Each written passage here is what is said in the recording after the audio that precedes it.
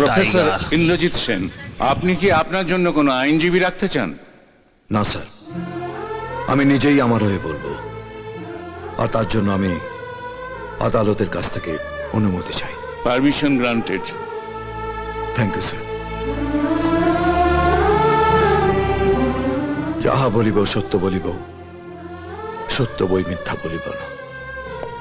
আপনি রাজ্যের বিভিন্ন উচ্চপদস্থ অফিসারদের প্রথমে অপহরণ করেছেন, তারপর আপনার বিচারে যারা সবচেয়ে দুর্নীতিগ্রস্ত তাদের খুন করেছেন। আপনার কি ধারণা গোটা রাজ্যটাই দুর্নীতির চাদরে মোড়া? না, কিন্তু এই সত্যি কথাটা আপনাকে মানতে হবে।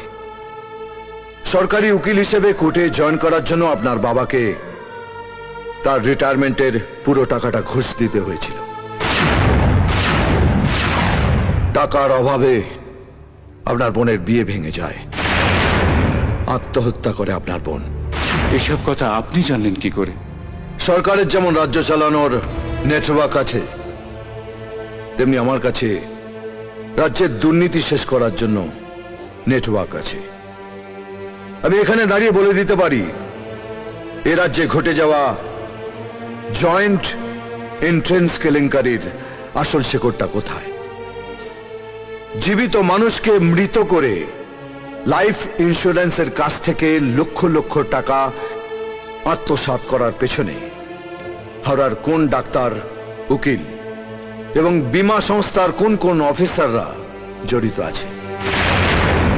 বেহালা থেকে বসিরহাট, কাঁথি থেকে কলকাতা, একই ছবি।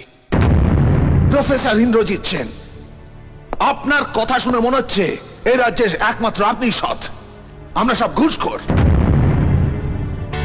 অন্য কারোর সম্পর্কে রিপোর্টটা এত খারাপ নয় যতটা আপনার।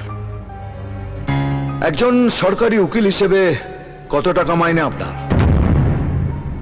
সেই টাকায় কিভাবে বাগুইহাটিতে শপিং মল কেনা যায়, মেদিনীপুরে 10 একর জমি কেনা যায়, রাজারহাটে ফ্ল্যাট কেনা যায়, ভাইকে ডাক্তারি পড়ানো যায়, একটু বাংলায় বলবেন? আপনি আদালতের নজর অন্যদিকে ঘুরিয়ে দিচ্ছেন। আমি আদালতের নজর ঠিক দিকে নিয়ে যাচ্ছি। এই হলো আমাদের দেশ, পা বাড়ালেই ঘুষ। ট্রাফিক সিগন্যালে পুলিশ হাত পেতে দাঁড়িয়ে আছে, ঘুষ দাও নইলে কেস খাও। হসপিটালে ডাক্তার কানে কানে বিড়বিড় করে বলছে ঘুষ দিলে বেড পাবে। ঘুষ ঘুষ ঘুষ, চারিদিকে শুধু ঘুষ। স্কুলে বাচ্চাকে ভর্তি করাতে গেলে ঘুষ, রিটায়ারমেন্টের পর পেনশন নিতে গেলে ঘুষ।